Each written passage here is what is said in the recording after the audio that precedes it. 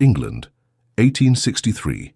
The rain pattered softly against the library windows of Ravenscroft Manor as Phoebe Ashford's fingers traced the leather-bound spine of Wuthering Heights. She sighed contentedly, finding solace in the familiar scent of paper and ink that had been her closest companions for most of her 22 years. "Miss Phoebe," the sharp voice of Mrs. Hartley, the housekeeper, broke through her literary reverie. "Your mother has been calling for you these past 10 minutes. The entire household is in an uproar, and here you are, hidden away with your books again." Phoebe reluctantly closed her book. "What urgent matter requires my attention this time? Has Caroline torn her favorite dress again?" "Much more significant than that," Mrs. Hartley replied, her eyes widening with importance. "The Duke of Westmoreland is coming to London for the season, and your mother is determined that he should meet Miss Caroline." Phoebe rose from her window seat, smoothing her simple blue dress, plain compared to the elaborate gowns her younger sister favored. "Another aristocrat for Caroline to enchant. How novel. This is no ordinary nobleman, Miss Phoebe. His Grace, Charles Montrose, Duke of Westmoreland, is one of the wealthiest men in England, and unmarried since the tragic passing of his wife 3 years ago. Ah, I see.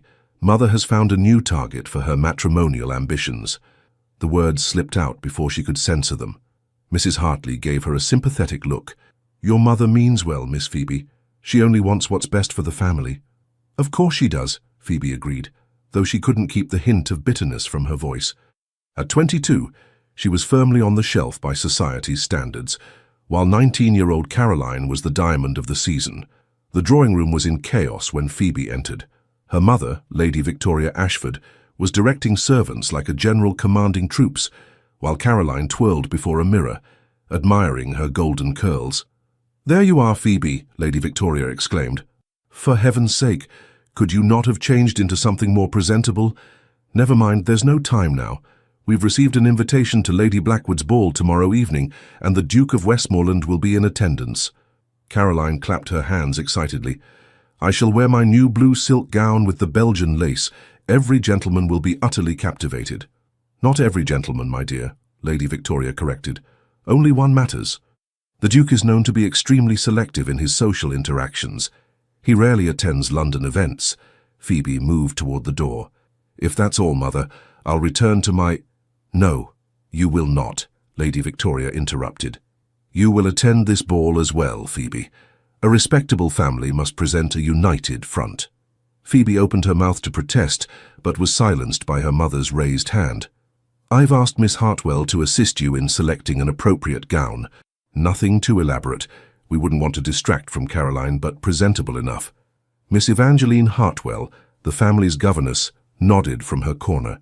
Though technically employed to educate the Ashford daughters, her role had evolved to preparing Caroline for matrimonial success, while Phoebe, well past her schoolroom days, had become largely invisible. "Yes, Lady Ashford," Miss Hartwell replied. "Perhaps the forest green would suit Miss Phoebe. It's modest yet becoming."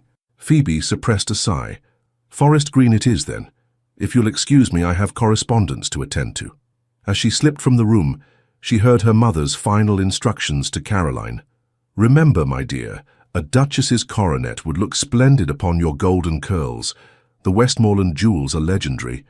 Upstairs, Phoebe encountered Isabel Winters, Caroline's lady's maid, struggling with an armful of gowns. "Let me help you, Belle," Phoebe offered, taking several dresses. "Thank you, Miss Phoebe." Isabel smiled gratefully. Miss Caroline couldn't decide which gowns to have pressed for the upcoming events. So she selected all of them naturally. Phoebe shook her head with a wry smile. "It's an important season," Isabel replied diplomatically. "The Duke's arrival has everyone in a state." "Everyone except me," Phoebe murmured. Isabel paused. "If I may be so bold, Miss Phoebe, you shouldn't discount yourself so readily. Beauty isn't everything." "In the marriage market it certainly helps," Phoebe replied, but she squeezed Isabel's arm appreciatively. "Thank you, though." In the quiet of her bedchamber, Phoebe stood before her mirror, studying her reflection without illusions. Where Caroline was all golden curls, azure eyes and rosy cheeks, Phoebe was tall and slender, with chestnut hair that refused to hold a curl and eyes a peculiar shade of amber. Not unattractive, perhaps, but certainly not the classical beauty that London society worshipped. "It matters not," she told her reflection firmly. "I have my books, my correspondence with fellow intellectuals, my charitable work. Love and marriage were never in my future."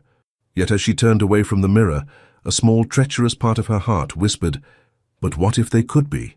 Lady Blackwood's ballroom glittered with candlelight, reflecting off crystal chandeliers and ladies' jewels alike. Phoebe remained near the wall, observing the scene with detached interest, while Caroline held court among a circle of admirers. "Your sister is quite the success," remarked a voice beside her. Phoebe turned to find Edmund Blackwood, the Ashfords' loyal butler who had accompanied them to the ball, standing nearby with a tray of refreshments. "Indeed she is, Blackwood. Mother's training has paid off handsomely. And yet you seem content to remain on the periphery, Miss Phoebe." She accepted a glass of lemonade from his tray. "The periphery offers the best view, wouldn't you agree? One sees everything without being seen." A commotion at the entrance drew their attention. The crowd parted as a tall figure entered the ballroom, his commanding presence causing conversations to falter.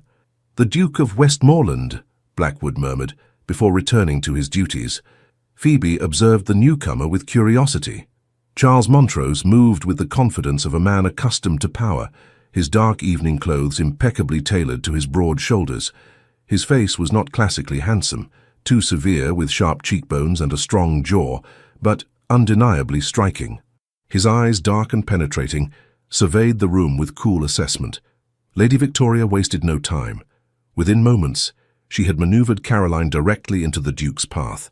Phoebe watched as her sister curtsied deeply, her golden curls catching the light, her smile dazzling. The Duke bowed correctly, exchanged a few words, but Phoebe noted with surprise that his gaze did not linger on Caroline's beauty, as most men's did. The evening progressed predictably. Caroline danced every set, while Phoebe alternated between observing the festivities and engaging in conversation with several elderly ladies who appreciated her knowledge of literature and current events. It was during one such conversation that she became aware of a presence at her side.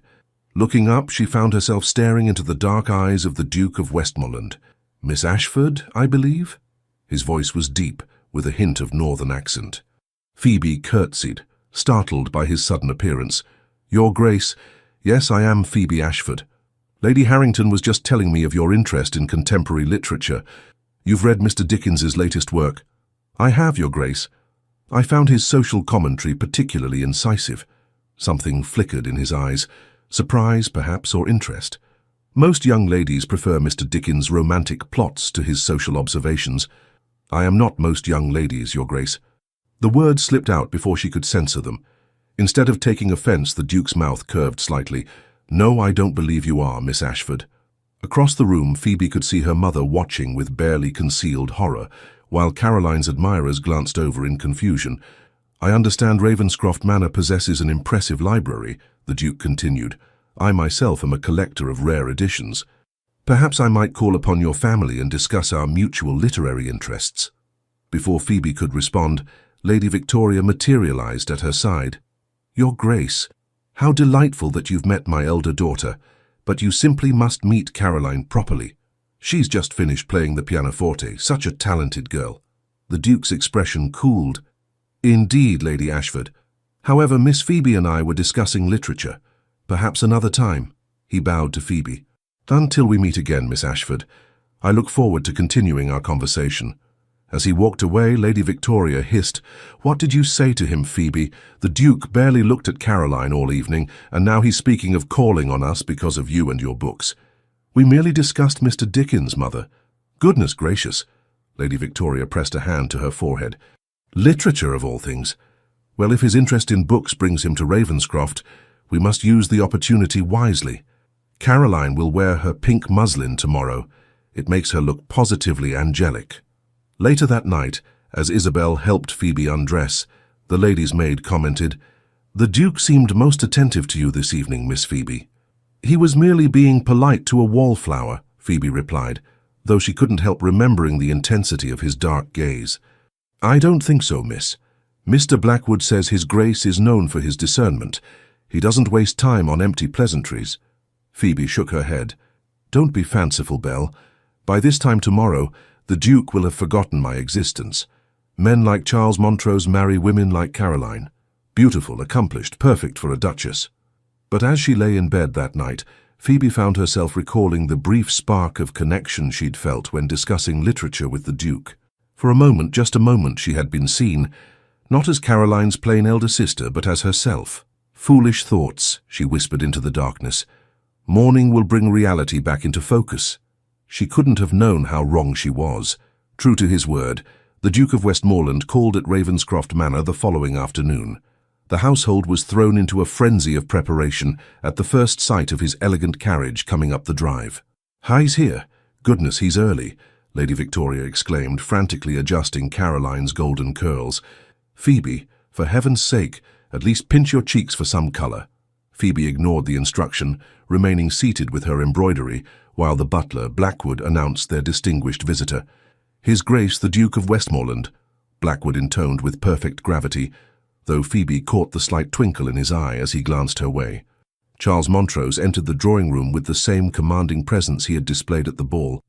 Today, his tall frame was clothed in a perfectly tailored riding coat of bottle green, his cravat impeccably tied. "Lady Ashford, Miss Caroline, Miss Phoebe," he greeted each with a bow, though Phoebe couldn't help noticing that his gaze lingered on her longer than propriety dictated. "Your Grace, what an unexpected pleasure," Lady Victoria simpered. Caroline was just about to practice her harp. "Perhaps you would care to listen." The Duke smiled politely. "Perhaps later, Lady Ashford. Actually, I've come to inquire whether Miss Phoebe might show me the library she spoke of. I understand the Ashford collection contains some noteworthy first editions." A stunned silence fell over the room. Caroline's porcelain face registered shock, while Lady Victoria looked as though she might faint. "The library," Lady Victoria repeated weakly. "Yes, if it wouldn't be an imposition." The Duke's expression remained impassive, but Phoebe detected a hint of amusement in his dark eyes. "Of course, Your Grace." Phoebe rose, setting aside her embroidery. "I would be happy to show you our modest collection." "Excellent." He offered his arm. "Lead the way, Miss Ashford." As they left the drawing-room, Phoebe could practically feel her mother's bewildered gaze burning into her back. In the corridor, she couldn't suppress a small smile. "You've caused quite a stir, Your Grace," she observed quietly. "Have I?" He raised an eyebrow. "I merely expressed interest in literature, something you and I discussed yesterday. In this household, expressing interest in anything related to me rather than my sister is tantamount to announcing the sky is falling." His mouth quirked. "How refreshingly honest you are, Miss Ashford. Most young ladies would pretend false modesty." They reached the library, a wood-panelled sanctuary filled with the comforting scent of leather and paper. Phoebe felt herself relax as the door closed behind them, leaving them in relative privacy, though she knew Miss Hartwell would soon manufacture a reason to check on them, as propriety demanded. "Now," she said, turning to face the Duke, "what is your true purpose in calling today, Your Grace? I suspect it wasn't merely to see our modest collection of first editions." Charles Montrose studied her for a moment, his dark eyes unreadable. "Direct as well as honest, refreshing qualities, Miss Ashford." He moved to examine the bookshelves, running his fingertips lightly along the spines. "I meant what I said about our mutual literary interests, but you're right, I had another purpose." Phoebe waited, oddly breathless. "I find myself intrigued by you, Miss Ashford. You're unlike any young woman I've encountered in society." "You mean I lack beauty and accomplishments?" The words were out before she could stop them. The Duke turned to her, his expression suddenly stern. "I mean you possess intelligence and authenticity, rare qualities indeed. Beauty is common, Miss Ashford. Genuine character is not." Phoebe felt heat rise to her cheeks. "Forgive me, Your Grace. I'm unaccustomed to compliments. That is society's failing, not yours." He selected a volume from the shelf. "Ah, Shelley, another favorite of mine." They spent the next hour discussing poetry, philosophy, and literature. Phoebe found herself engrossed in their conversation, momentarily forgetting the vast social gulf between them. The Duke was erudite, with trenchant observations and a dry wit that made her laugh aloud several times. As predicted, Miss Hartwell eventually appeared with tea, her curious gaze moving between them as she arranged the service. "Your mother wonders if you and His Grace would care to join them in the drawing-room, Miss Phoebe," she said pointedly. Please inform Lady Ashford that Miss Phoebe has been an excellent guide to your library, the Duke replied smoothly. We shall join the company shortly. After Miss Hartwell departed, Charles sighed. And so propriety reasserts itself. A pity. I was enjoying our conversation. As was I, Phoebe admitted. It's rare to find someone who appreciates literature as more than mere entertainment. Indeed. He hesitated, then said, Miss Ashford, would you permit me to call on you again? Perhaps we might continue our discussion. Phoebe's heart stuttered. I would like that, Your Grace. Though I must warn you, my mother will be thoroughly confused by your attention. A genuine smile transformed his austere features. Let her be confused, then. I find I care little for society's expectations these days. When they returned to the drawing room, Caroline was performing a sentimental ballad on the harp, her golden head bent artfully over the strings. She looked up with a dazzling smile as they entered. Your Grace, I hope you found our library satisfactory, Lady Victoria said, gesturing for them to be seated. Caroline has been practicing this piece especially, knowing of your fondness for music. Most thoughtful, the Duke replied politely, though his gaze kept returning to Phoebe. Your library is indeed a treasure, Lady Ashford. Miss Phoebe's knowledge of its contents is impressive. Lady Victoria's smile faltered slightly. Yes, well, Phoebe has always been our scholarly daughter. Caroline, darling, perhaps the Italian aria next? The Duke rose before Caroline could begin. Forgive me, but I have another engagement this afternoon. Lady Ashford, Miss Caroline, Miss Phoebe, thank you for your hospitality. As Blackwood showed him out, the Duke paused beside Phoebe. Until next time, Miss Ashford, he murmured, his voice pitched for her ears alone. The moment the front door closed, Lady Victoria rounded on Phoebe. What in heaven's name did you say to him? 2 hours in the library discussing books of all things. Caroline barely had a chance to showcase her accomplishments. I answered his questions about literature, Mother. Nothing more. Caroline approached, her expression puzzled rather than angry. It's strange, isn't it? Every other gentleman can't take their eyes off me, yet the Duke hardly seemed to notice. Perhaps he's short-sighted, Lady Victoria suggested desperately. Or possibly he's using Phoebe to learn more about you, Caroline. Yes, that must be it. A strategy to distinguish himself from your other suitors. Phoebe slipped away during this rationalization, seeking refuge in the garden. The afternoon sunshine was warm on her face as she wandered among the rose bushes, still processing what had happened. Miss Phoebe. She turned to find Blackwood approaching along the gravel path. Yes, Blackwood. A message from His Grace. He handed her a small package. He asked that it be delivered directly to you. Curious, Phoebe unwrapped the parcel to find a leather-bound volume of Elizabeth Barrett Browning's sonnets. A note was tucked inside. Miss Ashford, our discussion of romantic poetry reminded me of this volume. Perhaps you might find it of interest. I look forward to hearing your thoughts when next we meet. Yours sincerely, Westmoreland. Did His Grace say anything else, Blackwood? Phoebe asked, carefully rewrapping the book. Only that he found today's conversation most stimulating, miss. The butler's expression remained impassive, but his eyes held understanding. If I may be so bold, Miss Phoebe, His Grace does not have a reputation for frivolous attentions. Thank you, Blackwood. Phoebe clutched the book to her chest. Please don't mention this to my mother just yet. As you wish, miss. That evening, as Isabel helped her prepare for bed, the lady's maid commented, The household is in quite a state, Miss Phoebe. Lady Ashford can't understand why the Duke spent so much time with you today. Neither can I, Belle, Phoebe confessed, extracting the book of sonnets from its hiding place beneath her pillow. What could a man like Charles Montrose possibly see in me? Isabel smiled as she brushed Phoebe's chestnut hair. Perhaps he sees what the rest of us do, miss, a woman of intelligence and character. Those qualities rarely inspire romantic interest, Phoebe replied wryly. You misjudge yourself, Miss Phoebe, Isabel said firmly, and perhaps you misjudge His Grace as well. Later, reading by candlelight, Phoebe found a passage marked in the book of sonnets. How do I love thee? Let me count the ways. I love thee to the depth and breadth and height my soul can reach. Her fingers traced the words, wondering at their significance. Could the Duke truly be interested in her? The possibility seemed too fantastical to contemplate. The following weeks stretched into months as winter gave way to early spring. Charles continued his attentions to Phoebe, their intellectual connection deepening with each meeting. They discovered shared interests beyond literature, a passion for educational reform, a concern for the working conditions in northern factories, a love of classical music that led to evenings at the opera where Charles was seen gazing at Phoebe rather than the stage. By April, when the gardens of Ravenscroft Manor burst into bloom, their attachment was impossible for London society to ignore. The Duke called at the Ashford home 3 times each week, each time seeking Phoebe's company. They walked in the garden, discussed books in the library, and even rode together in the park, always properly chaperoned, but clearly engrossed in each other's company. Lady Victoria vacillated between confusion and calculation. "Perhaps we should encourage this strange friendship," she told her husband, Sir William Ashford, one evening. "If Phoebe becomes the Duke's confidant, she might influence him toward Caroline." Sir William, a gentle man who spent most of his time managing the family estates, looked doubtful.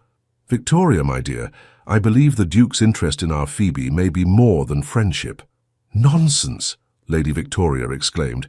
"He's a Duke. Dukes marry beautiful, accomplished girls like Caroline, not bluestockings like Phoebe." Sir William sighed. "Our elder daughter has many fine qualities, my dear. Perhaps the Duke sees them more clearly than we have." At the Wentworth Ball in mid-April, Phoebe wore a new gown of deep sapphire blue, commissioned by her father without Lady Victoria's knowledge. The colour brightened her amber eyes and complemented her chestnut hair, which Isabel had arranged in a more becoming style than her usual severe knot. "Miss Phoebe, you look transformed," Miss Hartwell exclaimed when she entered the drawing-room. Caroline clapped her hands in delight. "Oh, Phoebe, you look lovely. Doesn't she, Mother?" Lady Victoria studied her elder daughter with surprise. Indeed, quite presentable. The Duke arrived to escort their carriage, his eyes widening appreciatively at the sight of Phoebe. "Miss Ashford, you are radiant tonight," he said, pressing her gloved hand. At the ball, scandal erupted when the Duke asked Phoebe for 2 dances, the waltz and the supper dance, both coveted slots that indicated serious interest. As they circled the floor together, Phoebe was acutely aware of the stares and whispers. "Everyone is watching us," she murmured. "Let them watch," Charles replied, his hand warm at her waist. "I'm only concerned with your opinion, not theirs. They think you've lost your mind, preferring me to Caroline." His grip tightened slightly.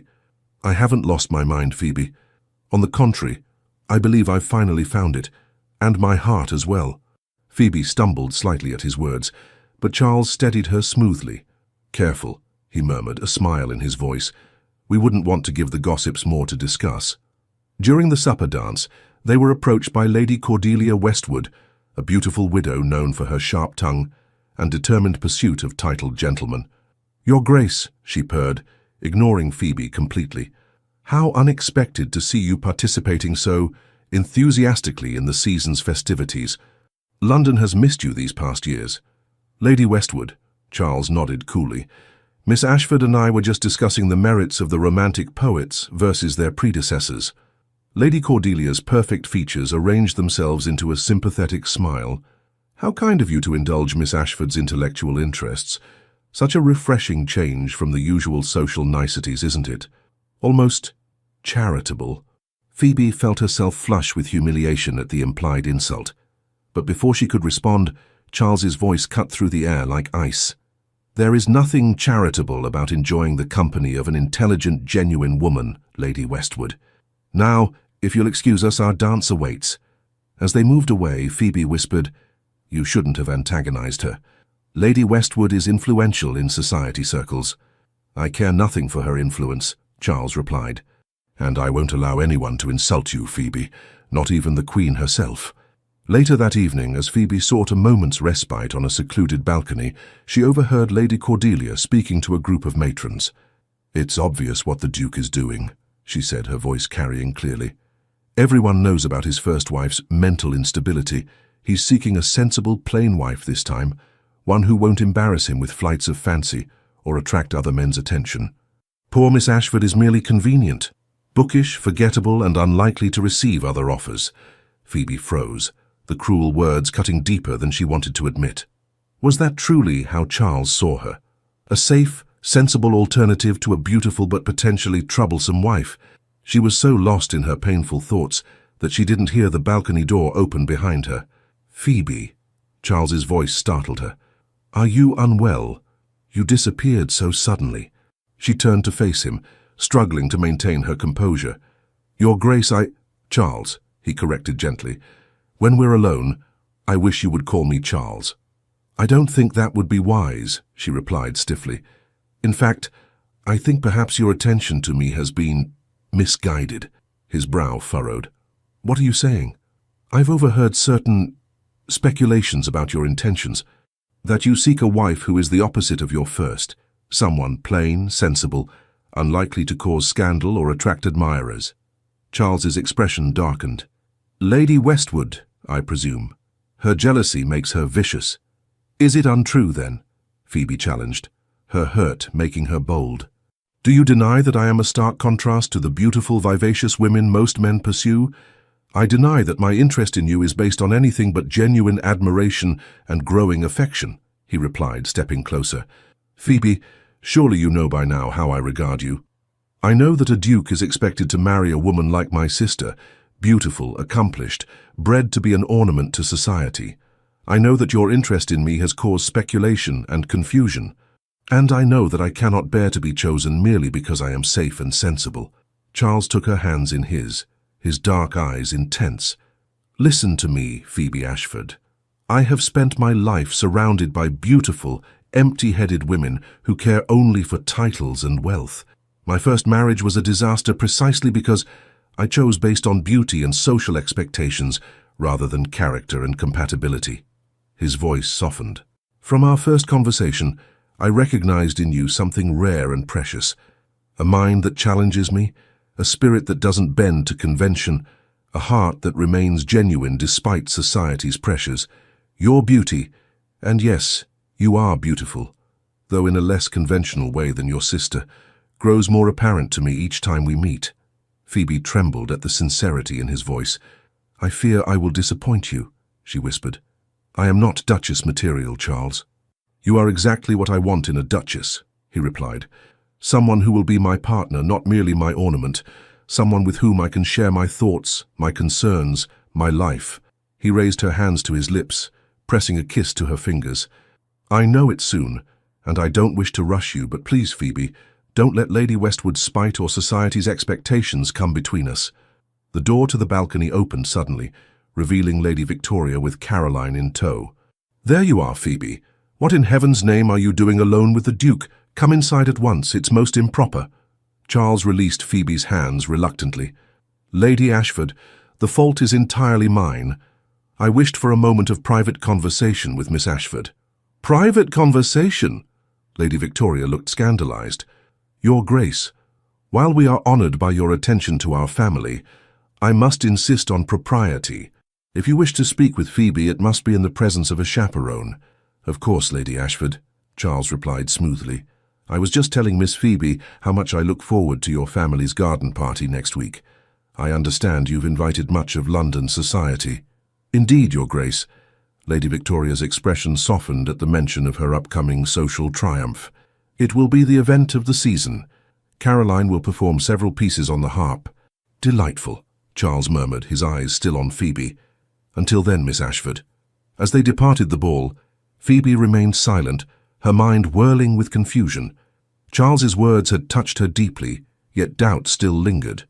Could a man of his position, his wealth, his status truly care for someone like her? Or was she merely a novelty, an amusement, until he inevitably turned his attention to a more suitable match? "You're very quiet, dear," Sir William remarked as their carriage rolled through London's darkened streets. "Merely tired, father," Phoebe replied, though in truth she was more awake than she had ever been, her heart and mind alive with possibilities she had never dared to contemplate before. The following morning, when the scandalous article arrived, Sir William took it particularly hard. "This is outrageous," he had exclaimed, his face flushing with anger, "to malign the Duke's character and insult my daughter in such a manner." The episode had so affected him that the physician was called, recommending rest and seclusion from visitors to prevent further agitation. This explained why, when the Duke arrived later that day, Lady Victoria informed him that Sir William was not receiving visitors. The Ashford garden party was blessed with perfect May weather, sunshine warming the air without excessive heat, a gentle breeze carrying the scent of newly bloomed roses across the manicured lawns of Ravenscroft Manor. Footmen in livery circulated with champagne and delicacies, while a string quartet played beneath a white canopy. Phoebe observed the festivities from the terrace, dressed in a gown of soft lavender that Isabel had helped her select. Since the ball, she had found herself paying more attention to her appearance, though she told herself it was merely proper respect for her family's social standing. "You look thoughtful, Miss Phoebe," Miss Hartwell commented, joining her at the stone balustrade. "Are you not enjoying your mother's triumph?"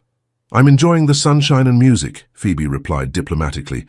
"Mother has outdone herself with the arrangements." Miss Hartwell studied her with perceptive eyes.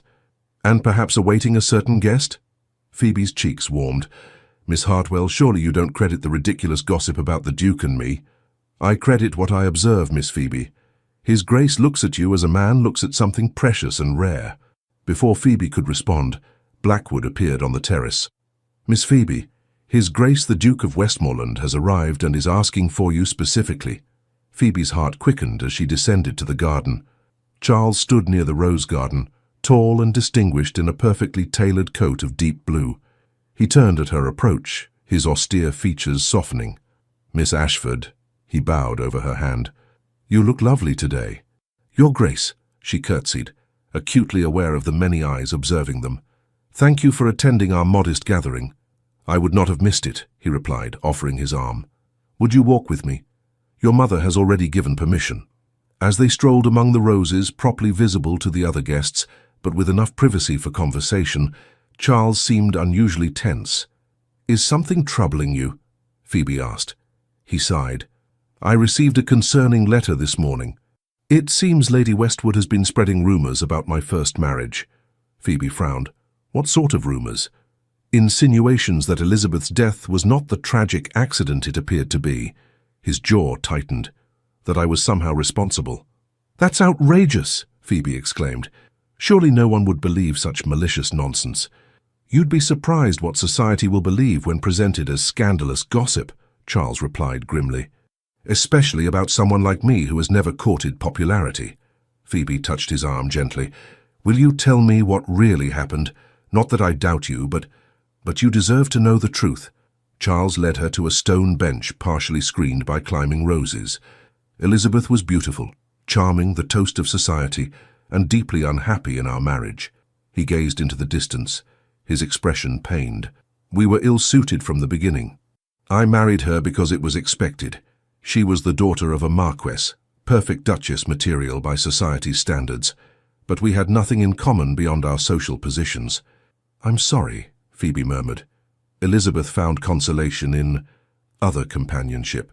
I was willing to turn a blind eye to live separate lives while maintaining appearances, but she became reckless, taking ever greater risks with her reputation." He looked down at his hands. "That final night, she had been drinking heavily at a house party. Against advice, she insisted on riding out alone. Her horse returned without her. They found her body the next morning at the base of a cliff." Phoebe's hand flew to her mouth. How terrible. There were whispers even then, that we had quarreled, that I had driven her to desperation. In truth, we had barely spoken in weeks. His voice roughened. "I did fail her, Phoebe, but not in the way they suggest. I failed her by entering a marriage without love, by not recognizing her unhappiness until it was too late." Phoebe reached for his hand, propriety forgotten. "You cannot blame yourself for her choices, Charles." "Perhaps not, but I vowed never again to marry for convenience or expectation." His dark eyes held hers intently. "Which brings me to what I wished to discuss with you today." Phoebe's heart seemed to stop. "Yes?" "Miss Ashford," Lady Victoria's voice shattered the moment. "Your sister is about to perform. Your Grace, you simply must hear Caroline play. She has the touch of an angel." Charles rose smoothly, maintaining his composure despite the interruption. "Of course, Lady Ashford. We shall continue our conversation later, Miss Phoebe." As they rejoined the party, Phoebe noticed Lady Cordelia Westwood among the guests, her beautiful face marred by a calculating expression as she watched Charles. Beside her stood a thin gentleman with sharp features whom Phoebe recognized as Mr. Alistair Finch, a notorious gossip columnist for one of London's society papers. Caroline's performance was indeed beautiful, her golden curls catching the sunlight as she bent gracefully over the harp. The assembled guests applauded enthusiastically, and Lady Victoria beamed with pride. "Isn't she extraordinary, Your Grace?" Lady Victoria prompted, practically pushing Charles toward Caroline. "Most accomplished," he replied politely, before turning to seek Phoebe again. But Lady Cordelia intercepted him, placing a possessive hand on his arm. "Charles, darling, it's been an age since we've waltzed together. Surely you remember Vienna?" Phoebe watched their interaction, a knot forming in her stomach. Charles extricated himself politely but firmly from Lady Cordelia's grasp, but the damage was done. The gossips had noted the familiar way she addressed him, the implication of a shared past. Isabel appeared at Phoebe's side. "Miss Phoebe, your father is asking for you. He's in the library with a gentleman who wishes to meet you, a professor from Oxford, who shares your interest in literature." Grateful for the excuse to escape, Phoebe slipped away from the garden party. In the quiet of the library, her father was deep in conversation with a scholarly-looking gentleman. "Ah, Phoebe," Sir William smiled warmly. "Allow me to introduce Professor James Harrison. He's written that treatise on romantic poetry you admired so much."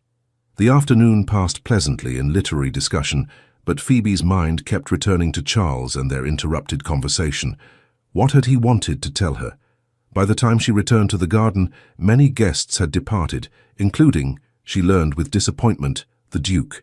"He left a message for you, miss," Blackwood informed her discreetly, handing her a folded note.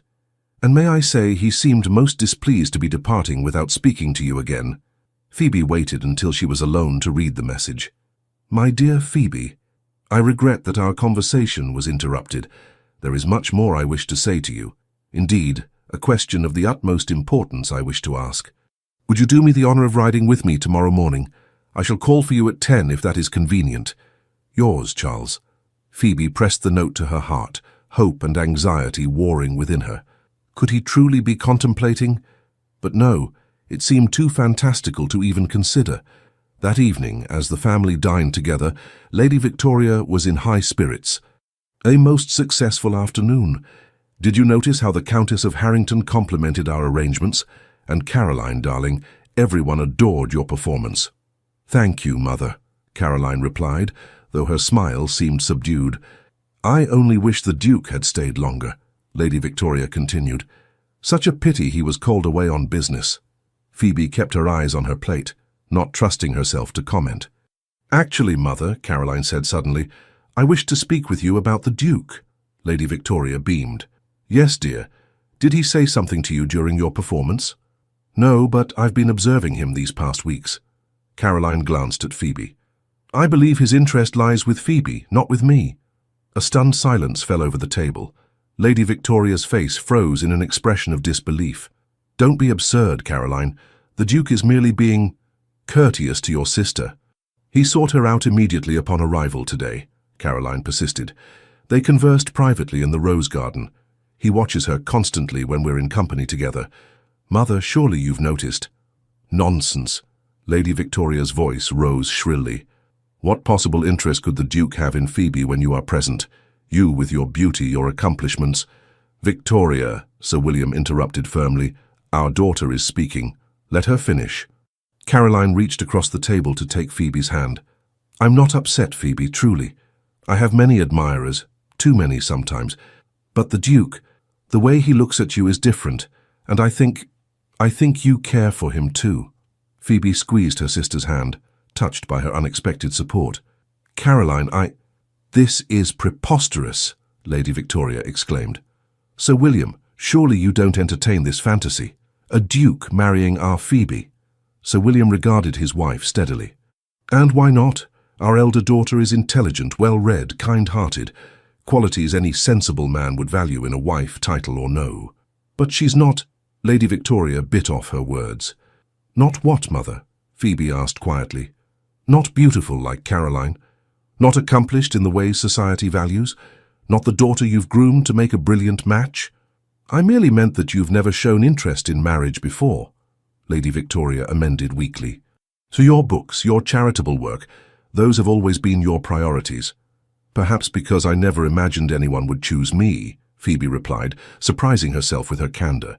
But Charles, the Duke, sees me differently than others do. Lady Victoria's eyes widened at Phoebe's use of the Duke's Christian name. Before she could respond, Blackwood entered the dining room. "Excuse me, Sir William, but this just arrived by special messenger." He presented a letter on a silver salver. The sender indicated it was most urgent. Sir William broke the seal and read the contents, his expression darkening. "Good gracious. It's from Lord Harrington. There's been a most disturbing article published in tomorrow's edition of the Society Chronicle. He received an advance copy and thought we should be warned." "What does it say, Father?" Caroline asked anxiously. Sir William hesitated, glancing at Phoebe. It concerns the Duke of Westmoreland and raises questions about his first wife's death. And it also mentions an apparent understanding between the Duke and our Phoebe." Lady Victoria snatched the letter. "Let me see. Oh, this is dreadful. Listen to this. Sources close to the late Duchess reveal that her tragic accident may have been the result of desperate unhappiness in her marriage. Now society observers note with concern that the Duke appears to be pursuing another unconventional match with the decidedly unexceptional elder daughter of Sir William Ashford." "Unexceptional!" Sir William exploded. "How dare they speak of my daughter in such terms?" Phoebe sat frozen, her earlier happiness evaporating like morning dew. "Who wrote this vile piece?" "It's signed a concerned observer, but the style is unmistakably Alastair Finch's," Sir William replied grimly. "And I'd wager a year's income that Lady Cordelia Westwood provided the sources close to the late Duchess. This will ruin us socially," Lady Victoria moaned, "to be connected with such scandal." "It will do nothing of the sort," Sir William said firmly. "We've done nothing wrong, nor has the Duke. These are malicious rumour-mongings, nothing more." "But what if there's truth to it?" Lady Victoria whispered. "What if the Duke really did have something to do with his wife's death, and now he's targeting our innocent Phoebe?" "Mother!" Caroline exclaimed, shocked.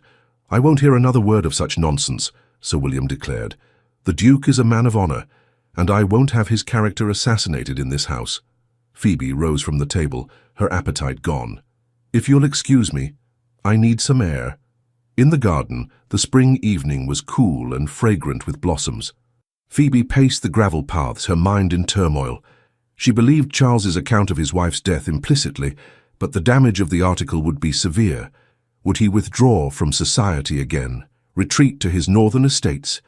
Would his tentative courtship of her, if that's what it was, be another casualty of Lady Cordelia's spite? A rustle from the shrubbery startled her. "Who's there?" Isabel stepped out, looking apologetic. "Forgive me, Miss Phoebe. I was taking a shortcut back from the village and saw you out here alone. Is everything all right?" Phoebe's composure cracked. "No, Belle, nothing is all right. There's to be a horrible article in tomorrow's paper suggesting the Duke was responsible for his first wife's death and questioning his interest in me."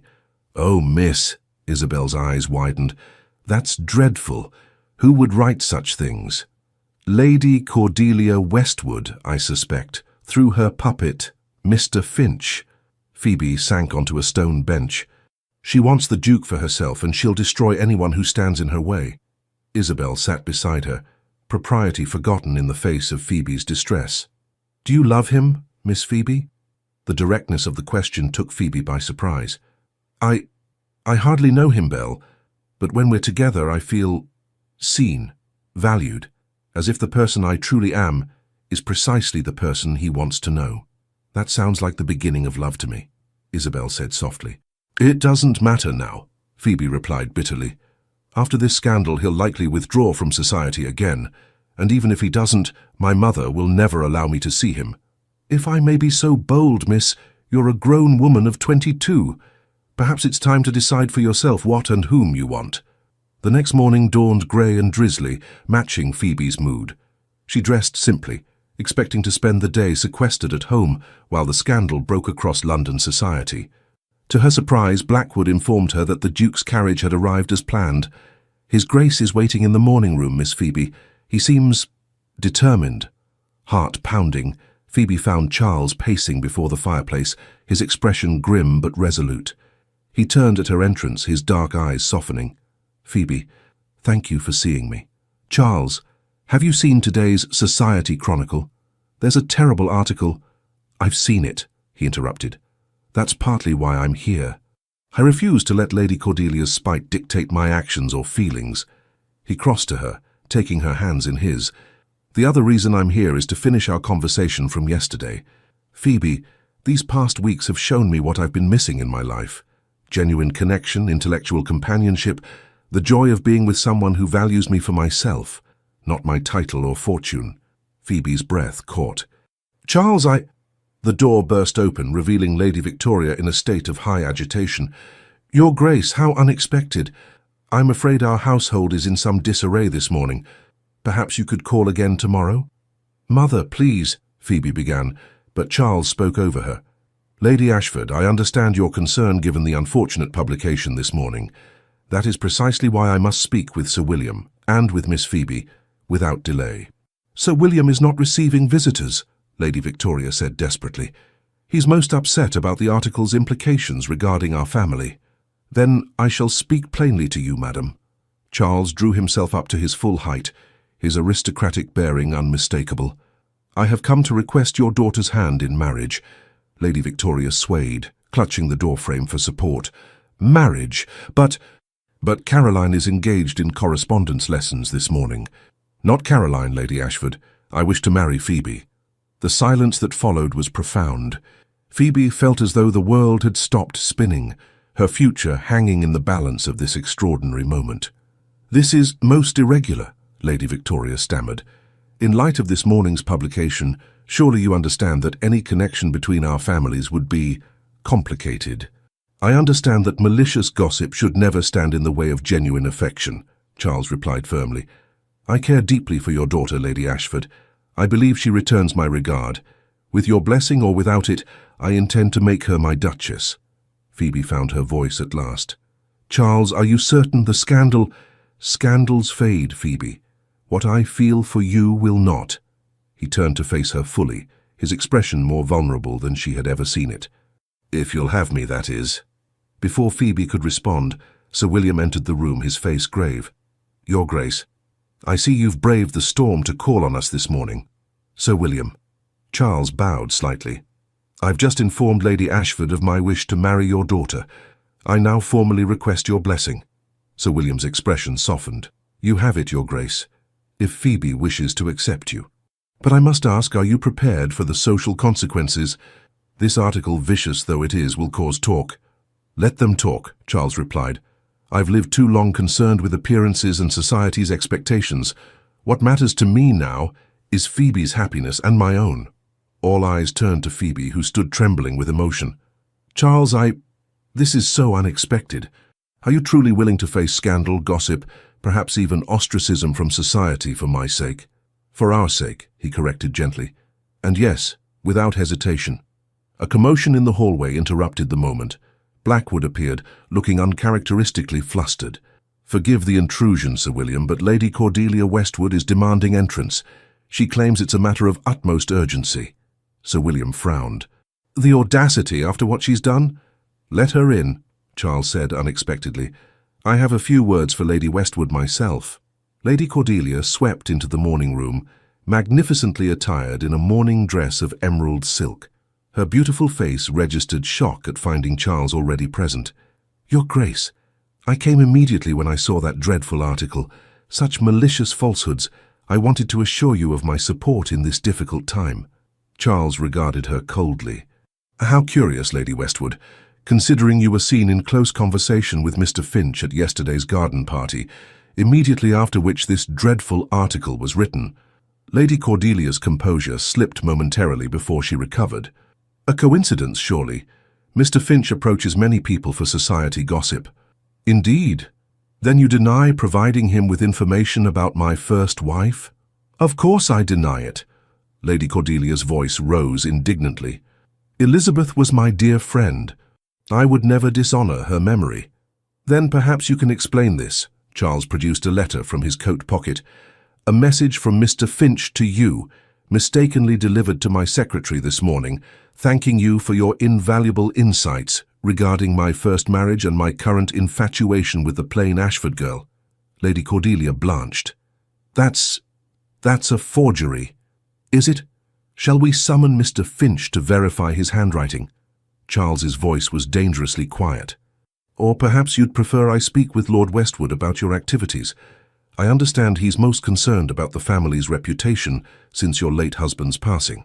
"You wouldn't dare," Lady Cordelia whispered. "I would, if you continue to spread malicious lies about me or about Miss Ashford." Charles's expression was implacable. "Consider carefully, Lady Westwood. Your position in society is precarious enough without making an enemy of me." Lady Cordelia's beautiful face contorted with fury. "You're making a grave mistake, Charles. This nobody," she gestured dismissively at Phoebe, "will never be accepted as the Duchess of Westmoreland. You'll be laughingstocks, the Duke who married a plain, penniless bluestocking over the most beautiful women in England." Phoebe flinched at the cruel words, but Charles merely smiled, a cold, aristocratic smile that reminded everyone present of his power and position. "You mistake me, Lady Westwood, if you think I care for society's acceptance, and you mistake Miss Ashford entirely if you think her worth lies in conventional beauty or a large dowry." He moved to stand beside Phoebe, taking her hand in his. "I choose her for her intelligence, her character, her genuine heart, qualities you might wish to cultivate yourself." Lady Victoria, who had been watching this exchange with wide eyes, suddenly straightened her shoulders. "Lady Westwood, I believe it's time for you to leave. My daughter's engagement to the Duke is a cause for celebration, not your bitter recriminations." Lady Cordelia stared at her in disbelief. "You support this farce of a match?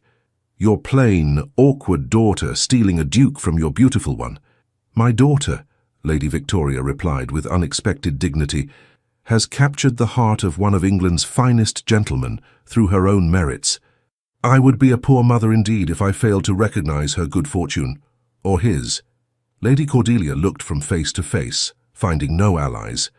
"You'll regret this, all of you," she hissed, before sweeping from the room. In the silence that followed her departure, Charles turned to Phoebe. "I believe, Miss Ashford, that you have not yet answered my question." Phoebe looked up into his dark eyes, seeing in them all the promise of a future she had never dared to imagine. "If you're absolutely certain, Charles, then yes, with all my heart." His face transformed with a smile of such joy that even Lady Victoria was moved. "Then, with your parents' blessing, may I formally announce our engagement?" Sir William clasped Charles's hand warmly. "Nothing would give me greater pleasure, Your Grace." "And I," Lady Victoria added, somewhat tearfully, "shall begin planning the most magnificent wedding London has seen this decade. My daughter shall become a duchess in style."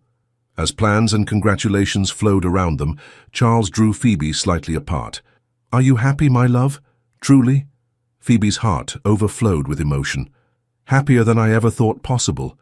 But Charles, what about the scandal, the gossip?"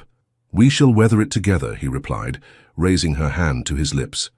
"And in time, they will see what I already know, that you will be the most extraordinary Duchess Westmoreland has ever had." The engagement was officially announced in the Times, and a steady stream of congratulatory notes and visitors followed. If some were motivated more by curiosity than genuine goodwill, Phoebe faced them with newfound confidence, secure in Charles's devotion and her family's support. As for Lady Cordelia, she had departed for Paris shortly after the confrontation at Ravenscroft Manor, supposedly for health reasons, though society whispered that her hasty exit had more to do with the Duke's threat to speak with her late husband's family. The scandal predicted by Lady Cordelia had largely failed to materialize. The initial gossip following the newspaper article had been swiftly countered by Charles's solicitors, who threatened legal action against the Society Chronicle unless a retraction was published. Faced with the Duke's formidable influence, the paper had quickly complied, printing an apology and dismissing Alistair Finch. Sir William had proved particularly steadfast, proudly escorting his elder daughter to social functions and beaming with undisguised pleasure whenever Charles joined them. "I always knew my Phoebe was extraordinary," he told anyone who would listen. "It merely took an extraordinary man to recognize it." The weeks following the engagement announcement passed in a whirlwind of preparations, social calls, and adjusted expectations. Lady Victoria, having recovered from her initial shock, threw herself into wedding plans with characteristic enthusiasm, while Caroline proved to be Phoebe's most steadfast supporter, deflecting curious questions and cruel remarks with calm dignity. "You seem different lately, sister," Phoebe remarked one afternoon as they sorted through fabric samples in the drawing room. "More serene, somehow." Caroline smiled, a genuine smile rather than her practiced social one. "Perhaps I am. Watching you with the Duke, with Charles, has been illuminating. You've found something real, Phoebe, something beyond pretty manners and social expectations." "You'll find it too," Phoebe assured her, squeezing her sister's hand. "Someone who sees past your beauty to the person beneath." "I hope so," Caroline replied thoughtfully, "though I confess I'm in no hurry now. Mother's obsession with making a brilliant match seems rather hollow after seeing what true attachment looks like." Lady Victoria bustled in with Miss Hartwell, carrying more fabric swatches. "Phoebe, darling, the modiste suggests ivory satin for the wedding gown, but I think Duchess white would be more traditional. What do you think?" Phoebe exchanged an amused glance with Caroline. Their mother's rapid transition from dismay to enthusiastic support still amazed them both. "Either would be lovely, Mother. I trust your judgment." Yes. The white, I think. With Brussels lace for the veil. A gift from the Duke, naturally." Lady Victoria made a note in her ledger. "Miss Hartwell, please write to Lady Pembroke accepting her invitation for tea next Tuesday. Now that the initial shock has faded, everyone is clamouring to meet the future Duchess of Westmoreland." "Yes, Lady Ashford." Miss Hartwell smiled warmly at Phoebe. "It's remarkable how quickly society adjusts when it becomes clear which way the wind is blowing." As the wedding day approached, final preparations reached a fever pitch. Miss Hartwell, having completed her duties as governess, now that both Ashford daughters were to be married, had accepted a position with a family in Bath. She promised, however, to return for the ceremony. "I wouldn't miss it for the world," she told Phoebe warmly during their farewell. "To see you take your rightful place as a Duchess. It validates everything I believed about you from the beginning." Lady Victoria insisted on a ceremony at St. George's, Hanover Square, followed by a reception at Ravenscroft Manor. The guest list included nobility, political figures, and even a royal representative, a far cry from the modest wedding Phoebe might once have expected. The night before the ceremony, unable to sleep, Phoebe wandered down to the library at Ravenscroft. To her surprise, she found her father there, gazing thoughtfully at the family portrait painted when Phoebe was 16 and Caroline 14. "Papa," she used the childhood name spontaneously. "Couldn't you sleep either?" Sir William turned with a warm smile. "Just reminiscing, my dear. Tomorrow my eldest daughter becomes a duchess. Quite a change from the little girl who used to sit on my knee while I read Shakespeare." Phoebe joined him before the portrait. "I'm still that girl in many ways. Books and Papa's stories, those were my greatest joys." "And now?" he asked gently. "What brings you joy now, Phoebe?" "Charles," she answered without hesitation. "The way he sees me, truly sees me, when for so long I felt invisible.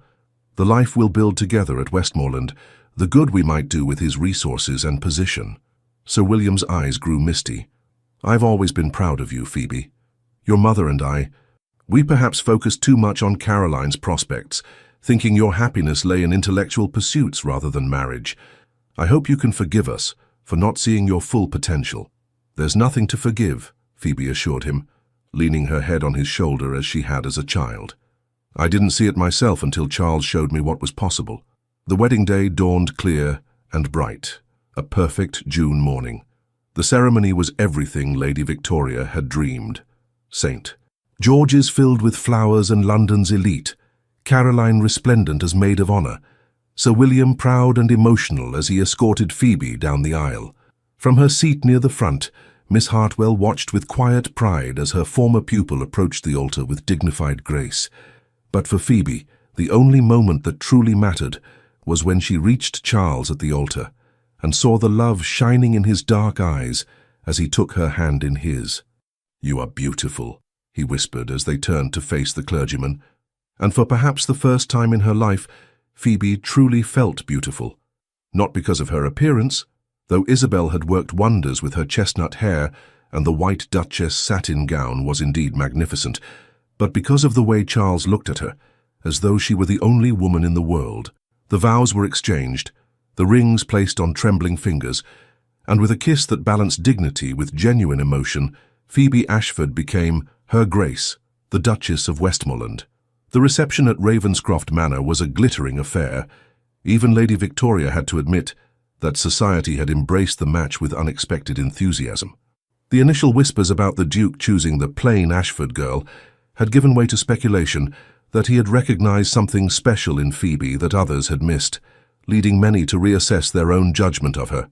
"Your Grace," Lady Harrington murmured as she congratulated Phoebe, "I always said you had a certain distinction about you. Not conventional beauty, perhaps, but a genuine elegance that surpasses mere prettiness." Phoebe accepted this revisionist history with gracious amusement, exchanging knowing glances with Charles whenever such comments were made. They both understood the fickleness of society's approval, and neither placed much value in it. What did touch Phoebe deeply were the genuine well-wishes from those who had shown her kindness before her elevation. Miss Hartwell, who had always encouraged her intellectual pursuits; Edmund Blackwood, whose dignified service had often included small considerations for Miss Phoebe's comfort; and of course Isabel, who wept openly as she helped Phoebe change from her wedding gown into a travelling costume for the journey to Dover, where they would catch the packet to France to begin their honeymoon. Now, Belle," Phoebe chided gently. "No tears today. You'll be joining us at Westmoreland in a month, remember? This is hardly goodbye." "I know, Your Grace," Isabel sniffled, still struggling to use Phoebe's new title. "It's just, I'm so happy for you. You deserve all this joy." Phoebe hugged her impulsively. "Thank you, Belle, for believing that even before I did." As the newlywed couple prepared to depart, Caroline approached with an unexpected gift, a leather-bound journal embossed with Phoebe's new monogram. "For recording your adventures as a duchess," she explained, embracing her sister. "And perhaps for drafting that novel you've always talked about writing." "Caroline, how thoughtful." Phoebe was genuinely touched. "I'll treasure it. Just promise me one thing," Caroline whispered in her ear. "When you write your story, don't cast me as the shallow, beautiful sister. I'd like to think I'm a bit more complex than that." Phoebe laughed, squeezing her sister's hands. "I promise. You'll be the beautiful sister with hidden depths and a generous heart." Sir William's farewell was emotional but brief. "Be happy, my girl," he said simply, pressing a fatherly kiss to her forehead. "That's all I've ever wanted for you." Lady Victoria, to everyone's surprise, was weeping openly. "My daughter, a duchess," she kept repeating, dabbing at her eyes with a lace handkerchief. "And such a love match. Who would have thought it?" "Not you, certainly, Mother," Phoebe replied with gentle humour, kissing her cheek. "But I forgive you completely." At last, amidst a shower of rose petals and cheers from the assembled guests, Charles handed Phoebe into their travelling carriage. As the door closed, giving them their first moment of privacy all day, he drew her into his arms. "Happy, my Duchess?" he murmured against her temple. "Blissfully," she sighed, relaxing into his embrace. "Though I confess I'm relieved the ceremony is over. All those eyes watching us." "They were watching you," Charles corrected. "And no wonder. You were radiant today, Phoebe." She smiled up at him. "It's still strange to think that I'm actually your wife now. That this isn't some elaborate dream from which I'll awaken back in the library at Ravenscroft, alone with my books." "If it's a dream," he replied, his dark eyes intent on hers, "then we're sharing it, and I have no desire to wake." His kiss was deeper now, freed from the constraints of public observation, and Phoebe responded with the same passion that had surprised them both during their courtship. For all her bookish exterior, she had discovered within herself a capacity for emotion and desire that matched Charles's own. Their honeymoon, a month touring France and Italy, was a revelation for both of them. Away from London's prying eyes and social expectations, they discovered each other fully, not just as lovers, but as companions, confidants, and partners. Charles delighted in showing Phoebe the art and architecture she had previously known only through books, while she introduced him to literary salons and philosophical discussions that enriched his understanding of the world. "I've never seen Paris like this before," he confessed one evening as they strolled along the Seine. Through your eyes everything is fresh, meaningful. I've traveled all my life, yet I feel as though I'm truly seeing these places for the first time. Phoebe squeezed his arm. That's how I feel about everything since meeting you. As though I was half asleep before, and now I'm fully awake to life's possibilities. By the time they returned to England and journeyed north to Westmoreland Castle, they had grown even closer, their bond strengthened by shared experiences and deepening trust. Phoebe had shed much of her initial insecurity, while Charles had revealed vulnerabilities beneath his aristocratic reserve that few had ever been permitted to see. Their arrival at Westmoreland as husband and wife was marked by celebration throughout the estate. Tenant farmers and their families lined the approach road, cheering for their Duke and new Duchess. The staff had decorated the castle entrance with flowers and greenery, while Mrs. Ellis, the housekeeper, had prepared a welcome feast that showcased the best of Yorkshire's produce. "Your first official duty as Duchess will be tomorrow morning," Charles informed Phoebe that evening as they relaxed in the private sitting room adjoining their bedchambers. Traditionally, the Lady of Westmoreland distributes food and medical supplies to the tenants on the first of each month. Phoebe looked up from her book with interest. "That sounds like an excellent tradition. Will you accompany me?" "If you wish, though it's typically the Duchess's domain. My mother was particularly devoted to the welfare of our tenants. The older families still speak of her with great affection." Phoebe closed her book, marking her place carefully. "Tell me about her, Charles. You rarely mention your parents." A shadow passed over his face. "My father was a complicated man, brilliant in business matters, expanding the Westmoreland holdings considerably during his lifetime, but cold in personal relationships. My mother was his opposite, warm, compassionate, beloved by all who knew her." "You take after her, I think," Phoebe said softly. He raised an eyebrow. "Most would say I inherited my father's austerity. On the surface, perhaps. But I've seen the man beneath, the one who notices when a servant is unwell, on the surface, perhaps. But I've seen the man beneath, the one who notices when a servant is unwell, who remembers the names of tenant children, who created a private library for his bookish wife." Charles rose and came to sit beside her, taking her hand in his. "You see me too clearly, Phoebe. I've spent years cultivating a forbidding exterior, yet you penetrated it within moments of our first meeting. Just as you saw past my plain appearance to the woman beneath," she replied. "We're well matched in that way, I think." The following morning, Phoebe rose early, eager for her first official duty as Duchess. Isabel, who had arrived from London the previous week, helped her dress in a practical but elegant gown of deep green wool, suitable for moving among the tenant cottages. "The staff is saying the tenants are most excited to meet you, Your Grace," Isabel reported as she arranged Phoebe's hair in a simple but dignified style. "There hasn't been a Duchess in residence for so long, and the Duke has spoken so warmly of you." "Has he indeed?" Phoebe smiled at the thought. "Well, I shall do my best not to disappoint them." The distribution took place in the castle's great hall, where long tables had been set up with baskets of food, bundles of clothing and medicinal supplies. As each tenant family approached, Mr. Simmons announced their name and farm, while Mrs. Ellis quietly informed Phoebe of any particular needs or circumstances she should know. "The Wilsons, Your Grace, from North Pasture Farm. Mrs. Wilson is expecting their 6th child next month." Phoebe greeted the sturdy farmer and his weary-looking wife with genuine warmth. "Mr. Wilson, Mrs. Wilson, a pleasure to meet you. I understand congratulations are in order." Mrs. Wilson curtsied awkwardly, hampered by her advanced pregnancy. "Thank you, Your Grace. We're hoping for a girl this time, after 5 boys. Girls can be a blessing," Phoebe agreed, signaling for an extra package of baby linens to be added to the Wilsons' basket, "though I'm sure your sons are a credit to you." "They are that, Your Grace," Mr. Wilson affirmed proudly. "The oldest Tom has a way with horses that even the Duke has noticed.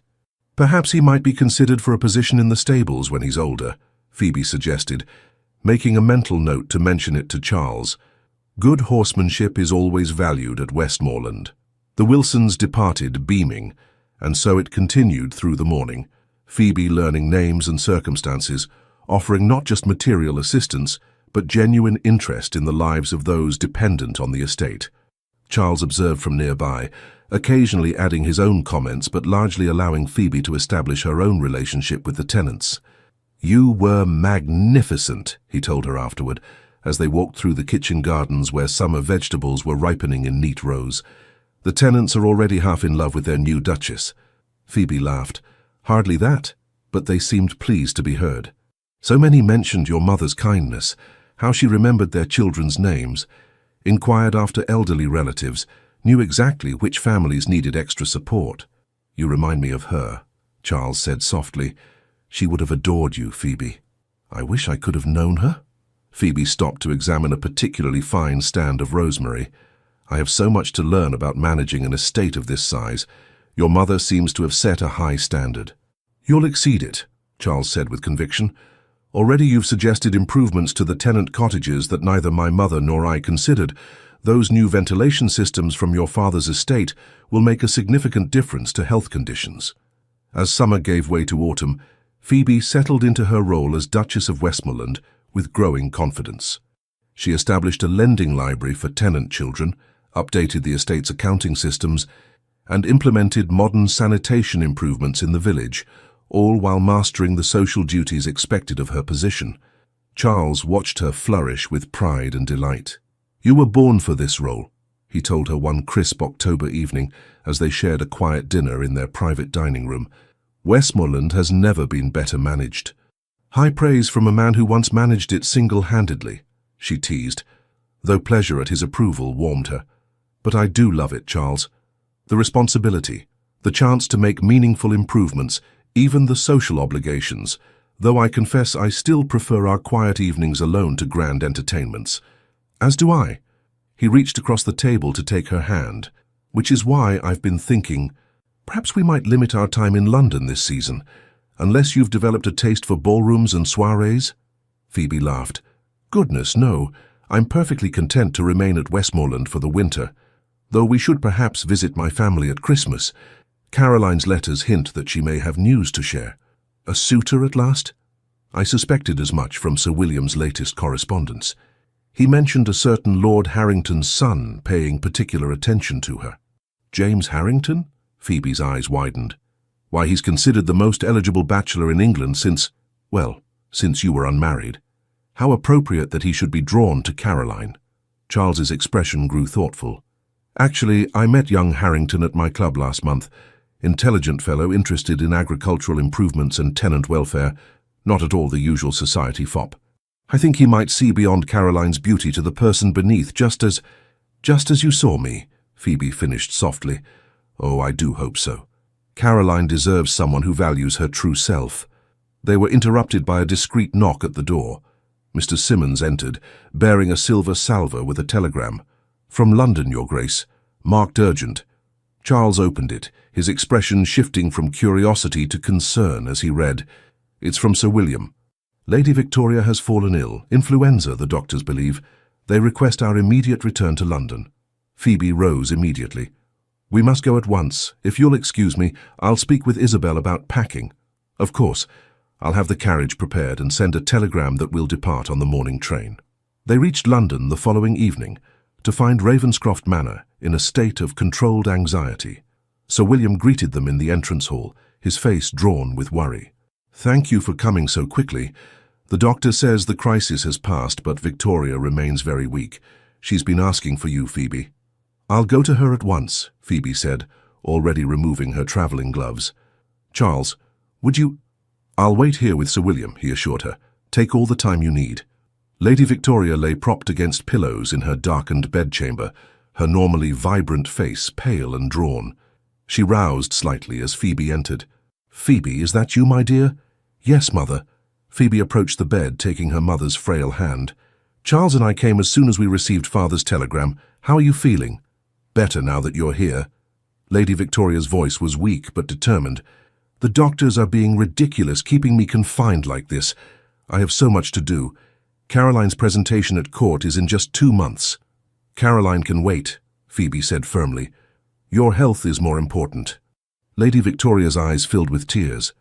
"You're a good girl, Phoebe. I haven't always— that is to say, I should have—" "Hush, Mother." Phoebe squeezed her hand gently. "There's no need for this." "There is," Lady Victoria insisted, some of her old vigour returning briefly. I misjudged you, Phoebe. I was so fixed on Caroline's beauty, so certain it was the path to a brilliant match, that I overlooked your qualities. Can you forgive a foolish mother?" Phoebe felt a surge of compassion. For all her social ambitions and sometimes shallow values, Lady Victoria had always wanted what she believed was best for her daughters. "There's nothing to forgive," she assured her.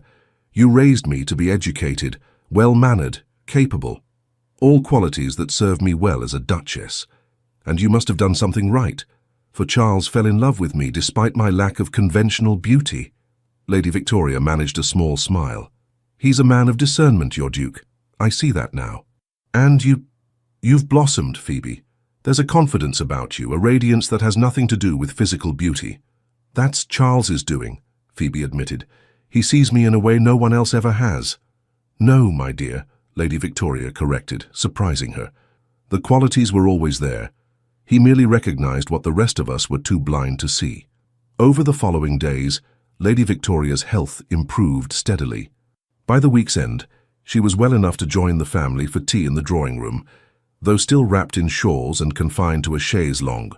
"Now," she declared, once pleasantries had been exchanged, "Caroline must tell Phoebe her news. I've been absolutely bursting to discuss it, but Sir William insisted we wait until I was stronger." Caroline blushed prettily, exchanging a glance with her father. "It's hardly official yet, Mother. Lord James has not formally spoken to Father." "But he will," Lady Victoria insisted. "Anyone can see the young man is besotted. And with good reason. You were magnificent at Lady Harrington's musicale last month. Everyone said your performance on the harp was unparalleled."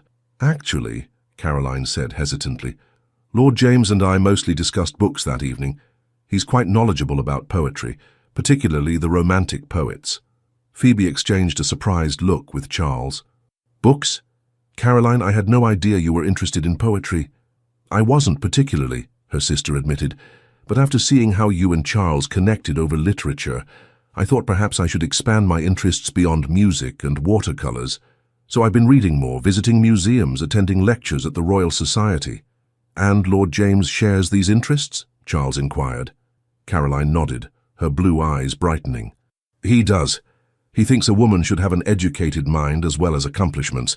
He says—" She hesitated, then continued with more confidence. "He says beauty fades, but intelligence and character endure." "Wise words," Charles approved, his hand finding Phoebe's. "It seems the Harrington men have excellent taste in women." The family's time in London extended through Christmas and into the new year, as Lady Victoria continued her recovery. During this period, Lord James Harrington became a frequent visitor to Ravenscroft Manor, his admiration for Caroline growing increasingly evident. "He's going to propose," Phoebe predicted to Charles one evening as they prepared for a small dinner party, "perhaps even tonight." "I believe you're right," Charles agreed, adjusting his cravat. "Sir William mentioned that Harrington requested a private meeting this afternoon." "I'm so pleased for Caroline," Phoebe said, fastening a pearl necklace, a wedding gift from Charles. "Lord James seems genuinely to appreciate her for herself, not just her beauty." "A fortunate circumstance that appears to run in your family," Charles observed with a smile. "Though I must say, my love, you look particularly beautiful tonight." Phoebe turned from the mirror to face him, her amber eyes warm with affection. "Flattery, Your Grace. Merely the truth, Duchess." He drew her into his arms, careful not to disturb her carefully arranged hair. "Have I told you today how much I love you?" "Not since breakfast," she teased, echoing their early courtship. "But I believe we have a few moments before we must join the others." Later that evening, their suspicions were confirmed when Sir William called for attention at the dinner table. "Lady Victoria and I are delighted to announce the engagement of our daughter Caroline to Lord James Harrington. We could not be more pleased with this match." As champagne was poured and congratulations offered, Phoebe observed her sister's radiant happiness with satisfaction. Caroline and Lord James sat close together, their conversation animated and intimate, displaying the same genuine connection that Phoebe had found with Charles. "A love match, after all," Lady Victoria murmured to Phoebe as they watched the young couple. "Who would have thought both my daughters would marry for affection rather than advantage?" "Perhaps affection is the greatest advantage," Phoebe suggested. "Shared values, mutual respect, genuine attachment. These form a stronger foundation than any title or fortune." Lady Victoria patted her hand. "So wise, my dear. I begin to think that it is I who should have been learning from you all these years, rather than the reverse." By February, with Lady Victoria fully recovered and Caroline's engagement officially announced in the Times, Phoebe and Charles prepared to return to Westmoreland. "You will visit us this summer, won't you?" Phoebe asked her family on their final evening together. "The Scottish moors are magnificent in August, and Charles has promised to teach me fly fishing." "We wouldn't miss it," Sir William assured her. Caroline and Lord James might join us after their wedding in June, a chance for the newlyweds to become better acquainted with their future relatives. As farewells were exchanged the following morning, Caroline drew Phoebe aside for a private moment. "I've been meaning to ask, are you happy, truly happy as a Duchess? All the responsibilities, the social expectations, the constant scrutiny?" Phoebe considered the question seriously. "I am, though not because of the title or position. I'm happy because I'm loved for myself, valued for my mind and character, rather than my appearance or accomplishments. The rest, the castle, the wealth, the social status, those are merely circumstances, not the essence of my contentment." Caroline nodded thoughtfully. "That's what I hoped you'd say, because that's how I feel with James. For the first time, I'm appreciated for more than my face or my musical abilities. He sees the person I want to become. Then you have everything that matters," Phoebe assured her, embracing her sister warmly. The journey back to Westmoreland was peaceful, both Charles and Phoebe content with the quiet companionship they had established. As their carriage wound through the familiar Yorkshire landscape, Phoebe gazed out at the misty moors, a sense of homecoming filling her heart. "Happy to be returning?" Charles asked, observing her expression. "Very much so," she replied. "I love my family dearly, but Westmoreland is home now. Our home." He took her hand, his thumb tracing gentle circles on her palm. "I have a confession, my love. When I first returned to London last spring, I had no intention of participating in the season. It was my solicitor who persuaded me that I should at least make an appearance at a few key events. And thank goodness he did," Phoebe laughed. "Else we might never have met." "We might not have met then," Charles corrected, "but I believe we would have found each other eventually. Some connections, Phoebe, are simply meant to be." One afternoon, a month after their return to Westmoreland, Phoebe found herself alone in the library when Isabel arrived, carrying a small package. "This just arrived for you, Your Grace," she said, handing Phoebe an elegantly wrapped parcel. "From London, I believe." Curious, Phoebe unwrapped it to find a beautifully bound book. Inside was an inscription in Caroline's flowing hand, "For my dearest sister, whose story has taught me that true beauty lies within. With love, Caroline." Isabel hesitated by the door. "Your Grace, if I might speak with you about something." "Of course, Belle," Phoebe replied, setting the book aside. "Is everything all right?" Isabel entered hesitantly, dressed not in her usual lady's maid attire, but in a simple but respectable day dress, having just returned from the village where she'd posted her weekly letter to her family in Kent. I've had a letter from home," she began nervously. "My aunt in Bath has offered me a position as companion. It's a good position, with fair wages and kind treatment." "You're leaving?" Phoebe felt a pang of genuine loss. "But why? Have you been unhappy here?" "No, Your Grace, not at all, but I thought perhaps, with you settled now as Duchess, you might prefer someone more experienced as your lady's maid." Phoebe rose and took Isabel's hands in hers. "Belle, you've been more than a lady's maid to me. You've been a friend when I most needed one. I don't want you to go." Isabel's eyes filled with tears. "That's very kind, Your Grace. But what place would there be for me at Westmoreland? The Duke will have his own staff, and I'm sure the Duchess's lady's maid is a much grander person than I."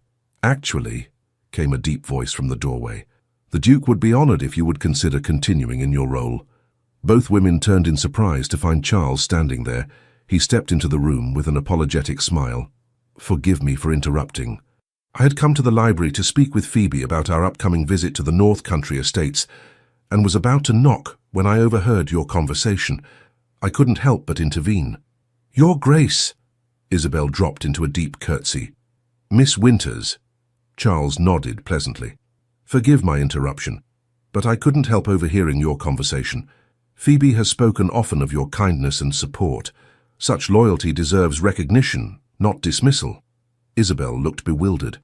But surely the Duchess of Westmoreland must have a lady's maid with more experience. The Duchess of Westmoreland, Charles replied with a warm glance at Phoebe, should have whatever makes her comfortable and happy. If that includes retaining a trusted friend in her household, I am entirely supportive. Phoebe's heart swelled with love for this man who understood her so well. You see, Belle, there's a place for you at Westmoreland if you want it. Isabel hesitated. You truly wish me to come with you, Miss Phoebe? I do, very much. A smile broke across Isabel's face. Then I accept, with gratitude. I'll write to my aunt immediately. After she had gone, Phoebe turned to Charles. That was very kind of you. He drew her into his arms, propriety momentarily forgotten in the privacy of the library. Not kind, sensible. You need people around you who knew you before you were a duchess, who value you for yourself rather than your title. As Westmoreland Castle came into view, its grey stones glowing in the afternoon light, Phoebe reflected on the extraordinary journey that had brought her here. From the overlooked elder daughter to beloved duchess, from resignation to joy, from shadows to light. You know, she said thoughtfully, my mother always believed beauty was the key to happiness, that Caroline's lovely face would secure her future, while my plain features confined me to spinsterhood. Your mother was wrong, Charles said simply. True beauty lies in the depth of one's character, the strength of one's mind, the generosity of one's heart. By that measure, Phoebe, you are the most beautiful woman I've ever known. As the carriage rolled through the gates of Westmoreland Castle, Phoebe Montrose, Duchess of Westmoreland, leaned into her husband's embrace, secure in the knowledge that she had found what few ever achieve. A love based not on fleeting physical attraction, but on genuine understanding, shared values, and mutual respect. The beauty others had failed to see in her had been recognized by the one person who mattered most. And in that recognition, she had discovered not only love but her own true worth, a transformation more precious than any title, more enduring than any conventional beauty could ever be. The end. Dear listener, maybe, like Phoebe, you felt invisible at times, passed over, forgotten in rooms where others seemed to shine more brightly. Maybe you felt that the best parts of life were meant for someone else. But let me gently remind you, the rarest things in life don't shout, they bloom in silence. And you, dear listener, are still blooming. Life is not always fair, but it is generous with second chances, even after 60, 70, or 80. What matters isn't how others see you, but what you carry within. Your wisdom, your memories, your strength, your story. Every line on your face holds a tale of courage, and that, more than youth, is true beauty. Let this story wrap around you like a soft blanket. Let it remind you that it is never too late to be seen, to be loved, to be valued. May you sleep tonight with peace in your heart, knowing that you matter. You are needed. You are loved. May protection surround you as you rest. May the peace you've given to others return to you tenfold. With all our gratitude, Legends of the Fall Team. Thank you so much for staying with us until the end. If you felt touched by Phoebe and Charles's journey, please don't forget to subscribe, like, comment, and share. Your support helps keep this channel alive and inspires us to create more stories filled with love, redemption, and powerful twists. And remember, another beautiful story from our channel will appear at the end of this video. Click it and let yourself be carried away by another unforgettable tale.